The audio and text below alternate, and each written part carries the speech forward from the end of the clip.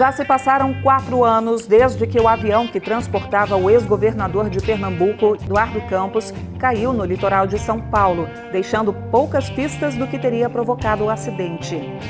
O inquérito policial não conseguiu apontar as causas. A lição que podemos tirar de tudo isso é clara. É preciso mudar, criar regras cada vez mais rígidas que possam garantir ainda mais segurança na aviação. E veja agora outros assuntos do programa de hoje. Entenda por que produtos de origem animal, como a carne e o leite, estão proibidos de ser vendidos nas feiras livres de Aracaju, em Sergipe. E na segunda reportagem da série sobre o velho Chico, o encontro do rio com o mar. E tem muito mais no programa de hoje. Fique com a gente.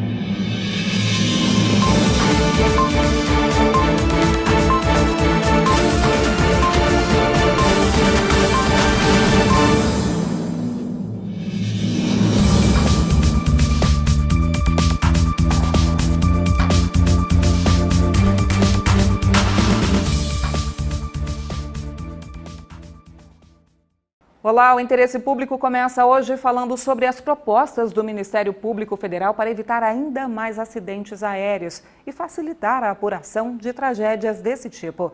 A reportagem é da Érica Rezende. Agosto de 2014. O avião modelo 560 Cessna cai em Santos, no litoral paulista. O acidente provocou a morte do candidato à presidência da República e ex-governador Eduardo Campos, além de mais 6 pessoas.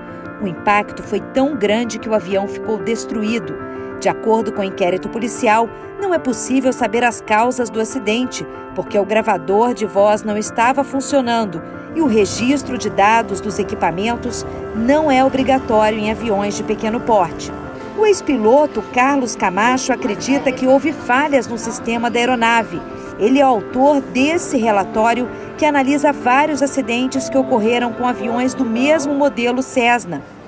Houve, na verdade, um problema técnico com esse avião, um problema de projeto, tá, que já vem sido reclamado ao longo dos anos pelos que se acidentaram via seus órgãos de investigação fora do nosso país, tá, mostrando que tem um projeto deficiente no que diz respeito ao alerta na cabine de comando. Um piloto não sabe o que acontece com a cauda do avião no que diz respeito à mudança do estabilizador horizontal, tá? E não há um alerta sonoro. E essa é a cobrança que é feita ao longo dos anos e não tem sido alterado esse projeto. O processo foi arquivado, mas para evitar desastres como esse, o Ministério Público Federal de Santos recomendou uma série de medidas aos órgãos reguladores. O objetivo é melhorar a segurança em aeronaves de pequeno porte. As recomendações são para a ANAC e para o CENIPA, o Centro de Investigação e Prevenção de Acidentes Aeronáuticos. No documento, o Ministério Público pede mais rigor no registro de dados e na manutenção das aeronaves. O procurador Tiago Nobre ressalta a preocupação com o registro dos gravadores de voz e dados. Atualmente, segundo a ANAC, o gravador de dados de voo não é obrigatório para aeronaves de pequeno porte. Recomendamos a ela, basicamente, que envie esforços para melhorar a segurança da aeronave, exigindo equipamentos como o gravador de dados das aeronaves, uma manutenção constante, periódica e bem checada do gravador de voz das aeronaves, para que não aconteça como aconteceu nesse caso, e também que a agência não se omita no seu papel de reguladora e faça de fato a fiscalização dos pilotos que conduzem essas aeronaves e da manutenção dessas aeronaves. Só assim a gente vai conseguir impedir que novos acidentes venham a ocorrer e reduzir o número deles. Cerca de 22 mil aeronaves estão matriculadas no Brasil, mas nem todas têm permissão para voar. 68% da frota são da aviação comercial. O restante são aviões particulares ou experimentais. O problema é que muitas aeronaves estão com a documentação cancelada, suspensa ou até mesmo vencida. Por isso, o Ministério Público quer também que a ANAC aumente o controle sobre a manutenção dos aviões. O órgão tem 60 dias para informar as providências que serão adotadas.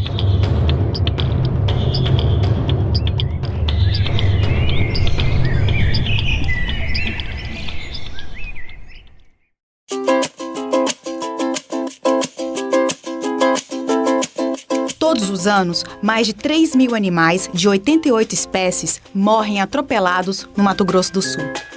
Entre eles, alguns ameaçados de extinção, como o macaco-prego e o cervo do Pantanal. A ameaça vem de carros e caminhões que trafegam em alta velocidade pela BR-262, considerada a mais perigosa do país para a fauna silvestre. O MPF acionou a justiça pedindo providências. Quer mais informações como essa? Fique de olho nas nossas redes sociais. No interior de São Paulo, a Justiça mandou parar as obras da Ferrovia Norte-Sul por causa de um vazamento de um produto tóxico. Mulheres que enfrentam a violência da polícia porque querem justiça para seus filhos. Elas são tema de um documentário e de um cine debate. Vinícius, conta aí pra gente, o que você gosta de ver na TV? Muito desenhos, muitos jogos. E você aí, fica ligado no que seu filho assiste na televisão? Falamos disso no próximo bloco, não saia daí! Não sai daí!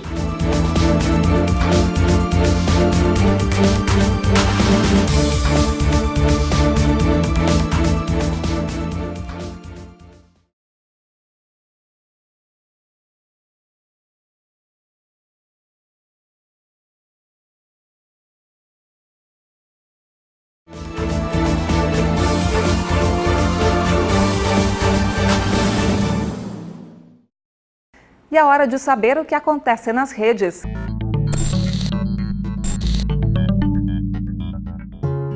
Será que todos os pais se preocupam com o conteúdo dos programas assistidos pelos filhos?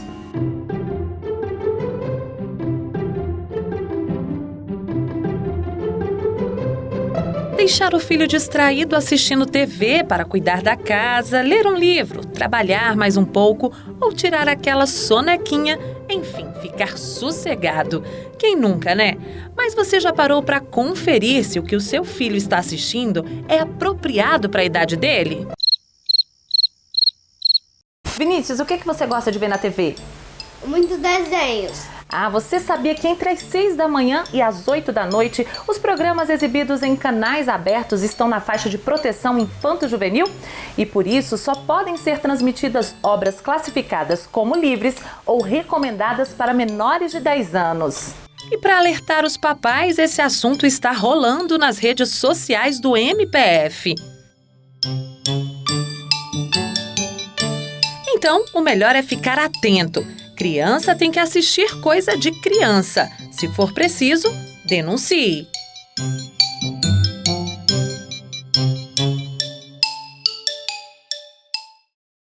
Um documentário que mostra mães na busca de justiça para seus filhos mortos pela polícia no Rio de Janeiro. Ele foi tema de um cine debate que discutiu o protagonismo das mulheres nessa luta. Meu filho foi assassinado aos 19 anos de idade com um tiro nas costas. As histórias de dor, sofrimento e luta de mães que perderam seus filhos se encontraram no documentário Auto de Resistência, que aborda os homicídios praticados pela polícia contra civis no Rio de Janeiro. Ivani é uma das mães do filme, que lutam incansavelmente por justiça. O Estado, ele entra nas comunidades para matar. E aí as mães viram verdadeiros peritas para mostrar à justiça que não é aquilo que eles chegam na delegacia falando. Muitos casos, principalmente no Rio de Janeiro, qual eu faço parte, os policiais acabam de matar, muitas vezes o jovem que a gente luta contra o genocídio, dentro das viaturas. O filme, dirigido por Natasha Neri, foi exibido em um cine-debate promovido pela 7ª Câmara de Controle Externo da Atividade Policial e Sistema Prisional do Ministério Público Federal, com o objetivo de mostrar a importância do protagonismo feminino para combater a violência do Estado e os abusos da polícia. A ideia nossa é justamente de mostrar... dar visibilidade à luta das mulheres contra a violência estatal, contra a violência nas prisões, contra a violência policial. É mostrar esse trabalho, mostrar essa luta das mulheres. Elas querem poder contar quem foram seus filhos, querem poder juntar outras testemunhas para mostrar o que aconteceu naquele momento, porque geralmente o que a polícia alega é que foram recebidos a tiros e revidaram uma suposta injusta agressão. Em 2017, as polícias brasileiras foram responsáveis por mais de 5.000 mortes no país, uma média de 14 por dia, número 20% maior com relação a 2016. Os dados são do Fórum Brasileiro de Segurança Pública e indicam também que, nesse período, 367 policiais foram mortos, 5% a menos do que no ano anterior. As mães lutam principalmente contra o auto de resistência, a forma como são registradas as ocorrências de crimes cometidos por policiais contra civis que alegam como motivo a resistência à prisão.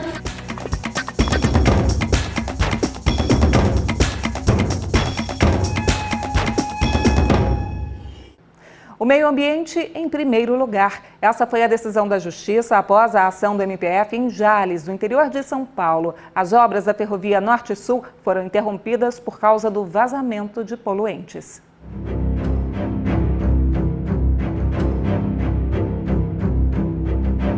Idealizada para interligar as principais malhas ferroviárias das 5 regiões do país, a ferrovia Norte-Sul seria a espinha dorsal do sistema ferroviário nacional.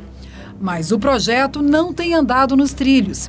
A Justiça Federal em Jales, interior de São Paulo, determinou que o IBAMA inicie imediatamente a revisão do licenciamento ambiental da ferrovia no trecho entre Ouro Verde e Estrela do Oeste. A sentença, resultado de uma ação ajuizada pelo Ministério Público Federal em 2015, estabelece também a suspensão das obras a cargo da estatal Valec. A empresa descumpriu a ordem de paralisação determinada por liminar em 2016 e avançou os trabalhos sobre áreas por onde passam dutos de vinhaça, um rejeito corrosivo da destilação do álcool. O resultado? Um dos canos se rompeu próximo à usina de Fernandópolis em julho do ano passado e derramou poluente contaminando o solo, lençóis freáticos e áreas de preservação ambiental na região. Então o IBAMA agora ele é obrigado a fazer a revisão do licenciamento ambiental, como havia sido pedido pelo MPF lá em 2015. É importante dizer que, apesar de ser uma decisão que cabe recurso, o juiz, na sentença, ele reconheceu a gravidade da situação e deferiu tutela provisória de urgência, que nós chamamos. O órgão ambiental está sujeito a multa diária de R$1.000 em casos de descumprimento da ordem judicial. A Valec, que já foi condenada a pagar R$23 mil, teve a multa diária aumentada para R$10.000. Em tempos de tragédias ambientais anunciadas, os moradores de Fernandópolis ficam apreensivos com os riscos da situação. Cada empresa tem sua responsabilidade com a sociedade, com a cidade, com o meio ambiente. Então eu fico preocupado, acho que todo mundo fica. Minha mãe mesmo mora numa chácara ali próxima à cidade e já teve esse problema já, tá? Por isso mesmo que eu tô vendo esse problema aí, todo mundo reclamando, muita gente falando e é prejudicial sim.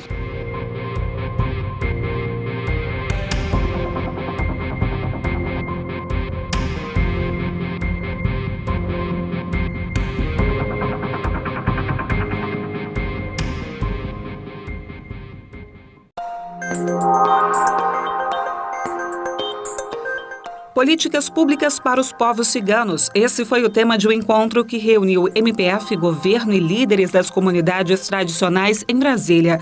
Entre os pedidos estão a melhoria da infraestrutura dos acampamentos, a implementação de ações de combate à discriminação e o fortalecimento da identidade e da visibilidade dos povos ciganos.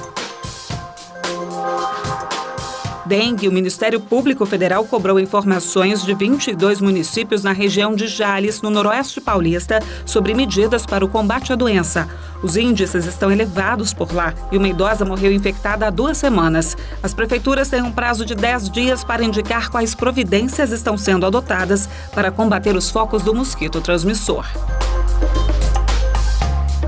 Em Mato Grosso, o Ministério Público Federal pediu à empresa Pampastnes, responsável pelas obras da pequena central hidrelétrica Montoviles, que suspenda a execução do cronograma de consulta aos indígenas Bororo até a aprovação da comunidade da terra indígena Tereza Cristina.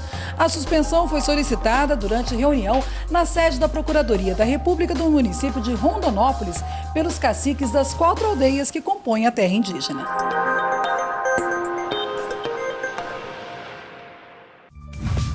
A chegada do Velho Chico no Oceano Atlântico na segunda reportagem da série sobre o Rio São Francisco.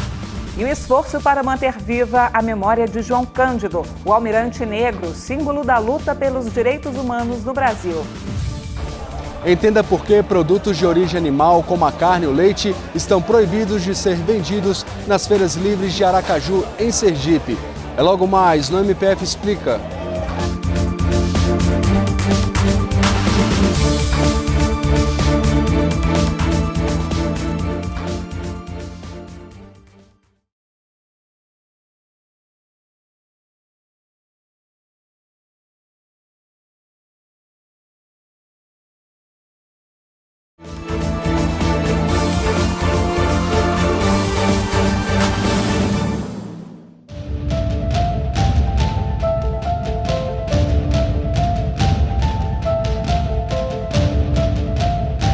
Olha só essas imagens. Elas agora são apenas lembranças de uma época em que produtos de origem animal, como a carne, eram vendidos sem refrigeração nas feiras livres de Aracaju, em Sergipe.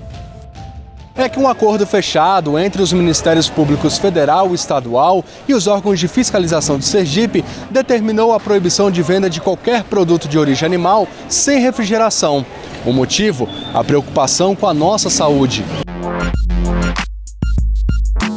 Queijos, leite e carnes armazenados sem refrigeração podem acabar estragados. Quem consome pode sofrer infecções por bactérias que, em casos graves, pode causar sequelas e até a morte. A lei sancionada em dezembro de 1950 diz que é obrigação do Estado e da União fiscalizar sob o ponto de vista industrial e sanitário os produtos de origem animal, desde o abate até o acondicionamento. O comerciante que não cumprir as normas pode ser multado e até ter o estabelecimento fechado. Aqui nós temos um exemplo da forma correta de se conservar esse tipo de produto. Além de embalada, a carne está conservada a uma temperatura de um pouco menos de 4 graus. Giovannido, por que é importante ter esse tipo de conservação? A importância disso é a qualidade final desse produto na mesa do nosso consumidor. Então, quando você faz um processo de rastreamento e de acompanhamento da temperatura desse produto, o nosso cliente vai ter um produto de qualidade e com todas as características importantes para o bom acondicionamento do produto e, claro, para o consumo final do nosso consumidor. Você tem que comprar realmente um lugar que é confiável, que você confia, que você sabe que a sua família vai estar bem, que a carne está fresquinha. Como eu trabalho com buffet, por exemplo, eu prefiro sempre comprar uma carne de boa qualidade porque a gente vai fornecer algo de bom para os nossos clientes, né? Fiscalizar a forma como são armazenados os produtos de origem animal não é só um dever do Estado, é nosso também. Afinal de contas, é uma questão de saúde.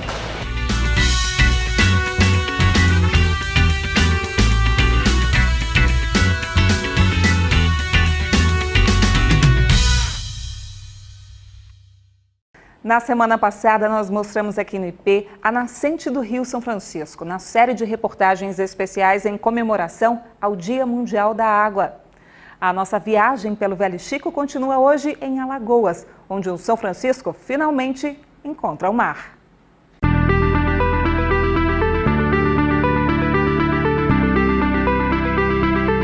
Tema de muitas músicas e livros, o São Francisco impressionava principalmente pelo volume e pela força com que chegava a Foz, surpreendendo até Pero Vaz de Caminha. Mas 5 séculos depois, a vazão do Velho Chico reduziu drasticamente em comparação aos tempos em que era admirado até pelo imperador Dom Pedro II. Em 2012, a mínima era de 1.300 metros cúbicos por segundo. 5 anos depois, bateu o recorde negativo de 550. Nos estudos que nós estamos realizando, até 2016, a máxima intrusão da cunha salina no estuário de São Francisco era até 12 quilômetros. Ou seja, nos últimos anos houve um aumento de 2 quilômetros dessa entrada de água salina. Uma das maiores secas das últimas décadas e o uso da água para a geração de energia elétrica são outros fatores para a crise hídrica. Este professor de Engenharia de Pesca da Universidade Federal de Alagoas desenvolve há mais de 10 anos estudos sobre os impactos das mudanças ambientais no lugar. A gente tem uma diminuição das espécies de água doce, uma prevalência de espécies de água marinha. Outra coisa foi a formação de novas ilhas. Essas novas ilhas são decorrentes do processo de vazão, diminuição da vazão do Rio São Francisco e também do processo erosivo quando se desmata a vegetação ribeirinha. Além da intrusão salina, a poluição por esgoto e despejo de agrotóxico também dificultam a geração de renda dos ribeirinhos. Aí ficou muito difícil para o pescador, para o agricultor que plantava. Não era só o arroz, tinha outras culturas que a gente tinha aqui em abundância. A fonte daqui era Pinombe, todo mundo aqui está aqui que sabe, e que hoje não existe mais esse peixe aqui no rio. O abastecimento de água potável virou um problema de saúde pública. Antigamente a água era aqui, todo mundo pegava água daqui. Água para beber, para lavar roupa, para comer, para tudo, água daqui. Todo mundo, água doce direto, era assim. Agora depois de um tempo desse para cá, a água sargou. O Comitê da Bacia Hidrográfica cobra a revitalização do rio, condena o projeto de transposição em execução pelo governo federal e denuncia o colapso na região do Baixo São Francisco.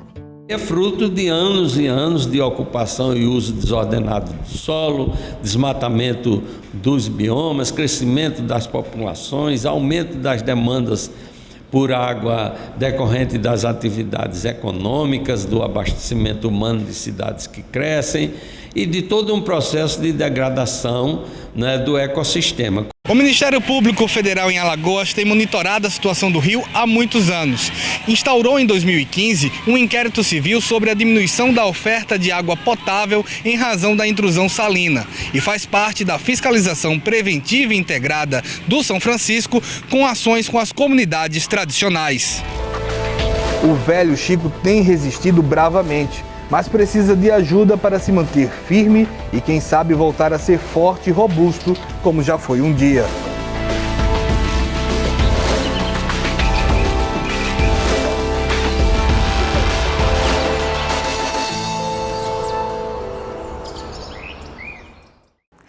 Este é João Cândido, o almirante negro, um símbolo da luta por direitos humanos e pelo fim das chicotadas que ainda eram praticadas na Marinha anos após a abolição da escravidão no Brasil. A luta agora é para preservar a memória do líder da Revolução da Chibata, que morreu há 50 anos. Certamente, nos tempos de escola, você já ouviu falar deste homem. Mas será que consegue lembrar quem foi João Cândido Felisberto? Não. Infelizmente não. Foi aqui no Brasil a Revolta da Chibata, não foi? Há um tempo atrás, mas não sei muito não. João Cândido, também conhecido como o Almirante Negro, foi o líder da Revolta da Chibata, um motim promovido por mais de 2.000 marinheiros que se rebelaram contra os castigos degradantes e as péssimas condições de trabalho na Marinha do início do século passado. No dia 22 de novembro de 1910, um dia após um marinheiro morrer na frente de toda a tripulação ao receber 250 chibatadas, o levante estourou. Durante 4 dias, os principais navios de guerra do Brasil apontaram seus canhões para a Baía de Guanabara, ameaçando bombardear a então capital federal. Talvez o Cândido não tivesse inserido conscientemente na luta do movimento negro naquela época, na época da Revolta da Chibata, na época que ele era um marinheiro atuante.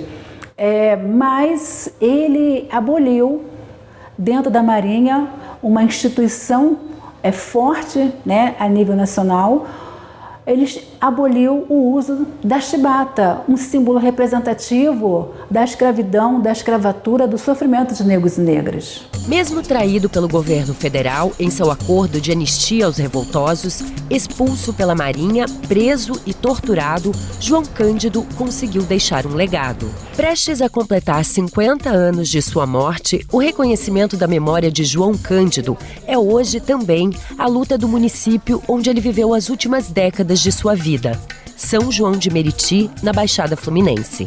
O museu, ele quer falar dessa história do João Cândido, mas também abarcar hoje a luta de direitos humanos. Você ter a possibilidade de ter uma narrativa, até mesmo da história um pouco da Baixada, dessa luta sofrida de homens e mulheres da Baixada, com um percentual muito significativo de negros e negras. O MPF aqui em São João recebeu uma demanda de várias lideranças, de representantes de entidades do movimento negro, que há algum tempo já vem discutindo a necessidade de que João Cândido seja inscrito no livro de Heróis da Pátria. E constatou a necessidade de que várias outras medidas de valorização da memória do João Cândido fossem adotadas.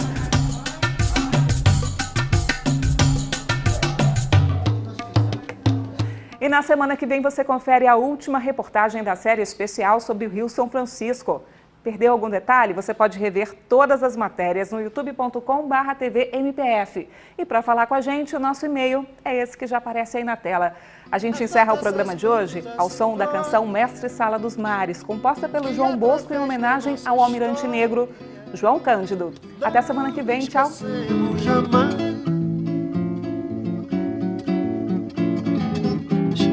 Salve o navegante negro que tem por monumento as pedras pisadas do cais.